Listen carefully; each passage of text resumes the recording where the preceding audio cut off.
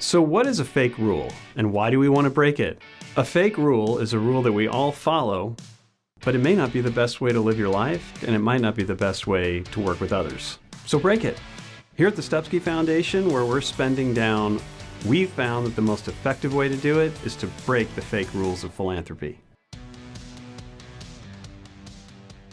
Hi everyone, and welcome to yet another edition of Break Fake Rules. This is our little show where we talk about the rules that are meant to be broken, which is why we're so lucky to have with us one of the great rule breakers of philanthropy. I met Rachel, I think it's almost 15 years now. You were a member of, and are still a member of, the Philanthropy Workshop, newly renamed Forward Global. But back in my day, we were the Philanthropy Workshop. At the time, you were working primarily in climate. You've moved your way into democracy, and along the way, you've gotten very involved with. I know you are big on humility, so you're not going to say you started, but you've been very, very involved with launching organizations like Patriots and Pragmatists, the Democracy Funders Network, and I know you're now very recently the chair of Third Way, which is a really dynamic think tank working across many different issue areas. So welcome to Break Fake Rules. Thank you. And today we're really going to get into some interesting topics about rules that you have really broken to the betterment of society. So let's start there. Your story goes, at least my story, getting to know you, goes back to a time where you were very embedded in democratic politics. You came to a place where you said, there's rules that I seem to be following, and I'm not sure I want to follow them anymore. Is that fair? Is that the right way to describe it? Absolutely. I found myself accidentally fallen into sort of a partisan warfare, like behind a barricade. Found myself becoming a fighter. And I was lucky enough that I was able to sort of press pause. It was right around the time I had my daughter. So I was able to sort of step back, take the time. You know how boring having, honestly, having a new baby can be. You just sort of sit there and watch them. You're not supposed to say things You're not like supposed that. to say, I'm breaking a rule. That's a big one. That's a big one. I mean, we all know it. We all know it, but we don't say it. But it gave me time to really think. Yeah. And one of the things I thought was... That, by the way, is amazing that you can say that. Because I think the one time where I absolutely could not think was like 3 a.m, making sure that she had something to do. What else are you going to do? Good for you. So, yeah. And part of it was like, what do I want the world to look like for her? Yeah. And do I want warring factions sort of lobbing grenades across barricades at each other? Mm-hmm. Or do I want us to actually make some progress on stuff so that the world she inherits isn't quite as angry and isn't quite as toxic? Right. And so actually I did a thing which helped a lot, and that is I got outside of Washington, D.C., where I was at the time, and I went as far away as I could while still maintaining residence in the continental United States, and I came to San Francisco. Welcome. Glad to have you here. So very glad to be here. I can recall having conversations with you where you were really forecasting a world we have today, but you were forecasting it from the left, where I think today most people talk about the right. They talk about, how polarizing the right is, but it turns out it's happening on both sides. Yeah. That's how you get polarity. You were forecasting this years ago. So tell me more. How do you see that developing? And how do you decide that's the ultimate rule I'm going to break? So my mental image of this is, this finger trap? Yeah. Where the harder you pull, the more stuck you become. Yeah. This is what it feels like when you're in a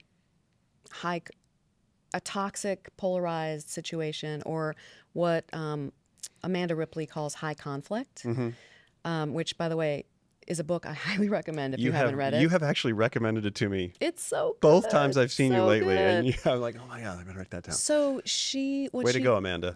I know. What she does is she looks at a bunch of different areas of life and different parts of the world at really stuck conflict, whether it's a nasty divorce, or like the Troubles in Ireland, and what it took to break that sort of stuck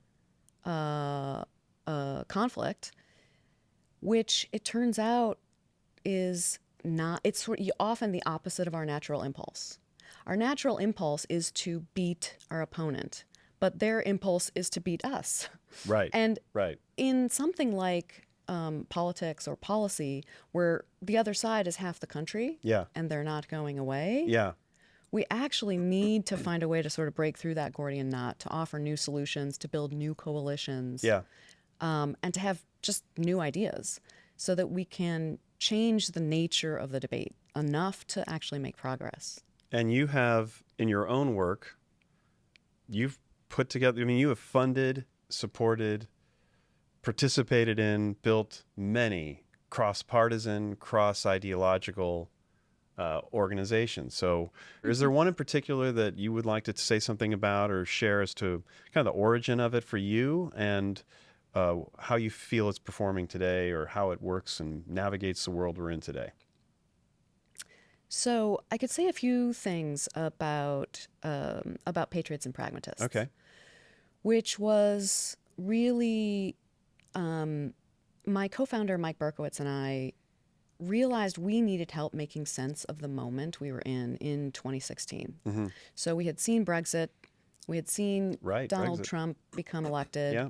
and we realized something in the world, and this is important, not just in the U.S., had changed that Yeah. we really hadn't seen coming, and that confused and surprised us. Mm-hmm.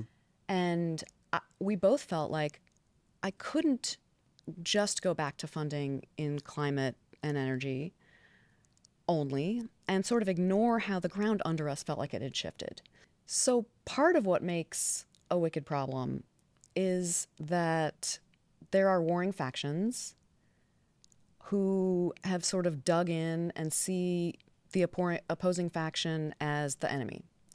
And what that does is it makes it harder for us to think clearly and to see the whole landscape and to see the true nature of the problem, let alone the full range of solutions.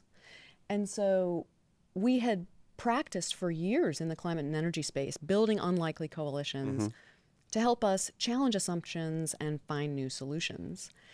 And the way to do that, we knew that democracy, especially as newcomers, was so overwhelming and confusing. And we thought, well, if we're overwhelmed and confused, there must be other donors and, frankly, other practitioners who would benefit from some help making sense of it.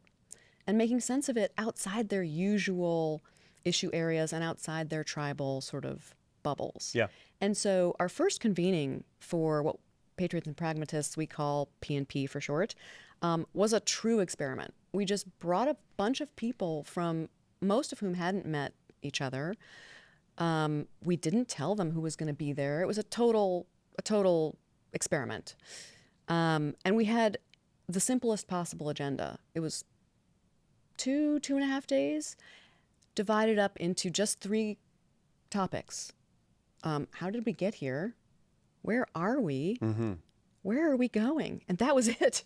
So it was very free form and super useful and I think in a productive. way that should just be the agenda of every gathering. We should have that as our agenda here at the office. Like everybody sit down. How did we get here? That would be Where great. are we? Where Yeah. are we? That's a great, really, that's an innovation. Well, I will say my co-founder, Mike Berkowitz, is a extraordinary moderator. So I owe totally agree. all credit to him. Totally agree. Let me take you back. Let's look at this though as how when you look at a moment where you were working in a camp. I work in a camp. There are people that are going to hear this today, and they're going to say, "What is he talking about? He's almost he's questioning the codes and the rules of our camp, our bubble."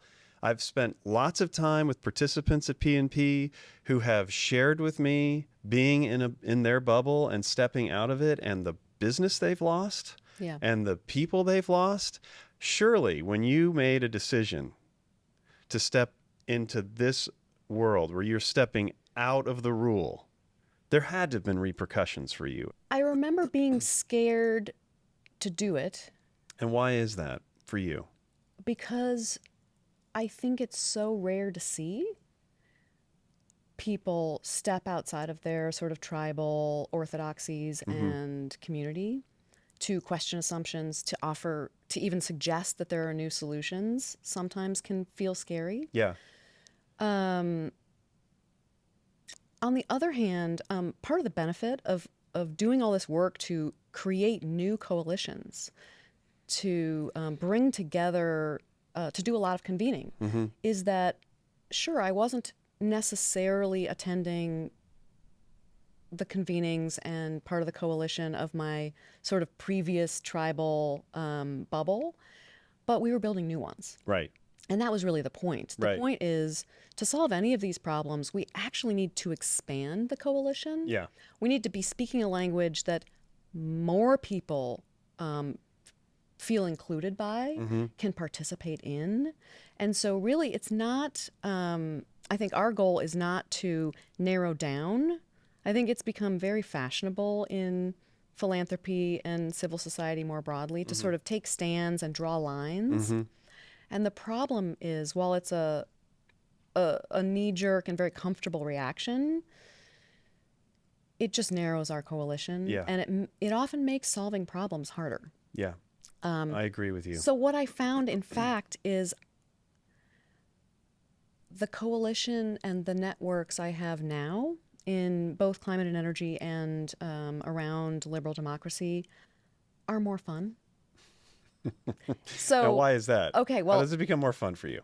so Some people hear that and they're like, how can that be fun? I know This is it's actually painful. it came as a surprise to me Yeah. too. Yeah. But I find a really sort of dogmatic, rigid, ideological community boring. Everyone's sort of repeating the same words and It's the same true. ideas, and it's so boring. And it's also, there's like an underlying discomfort for me when I know that there are certain things I shouldn't say or ask. It's really the asking. I think a mental habit of sort of both humility and curiosity is the only way to figure out what underlying assumptions we're swimming in and to come up with new solutions to them. And I want to be around people like that. And I want to be more like that myself. That's really insightful. And so let's jump back to P&P. And I had not considered it this way, but clearly you and Mike did. You're building a coalition.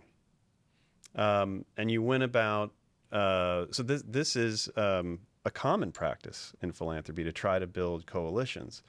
In this case, and I think philanthropy, for the very reason, the rule we're talking about, struggles to build coalitions is because we don't know anybody across the way.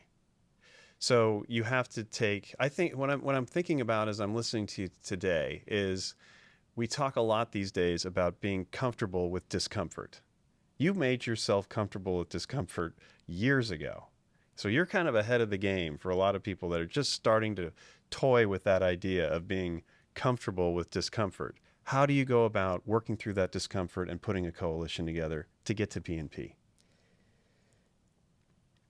I think one of the secrets to why it works is that we work so hard to distinguish between democracy and between our side winning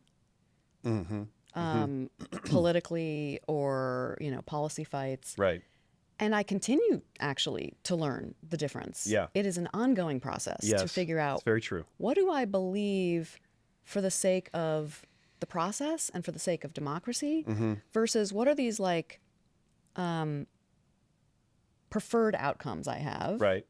because of what I believe and how I think we should solve problems, which in the long run, in a healthy democratic process, I will battle with a lot of the people in the P&P network Yeah. over particular policy, preferences.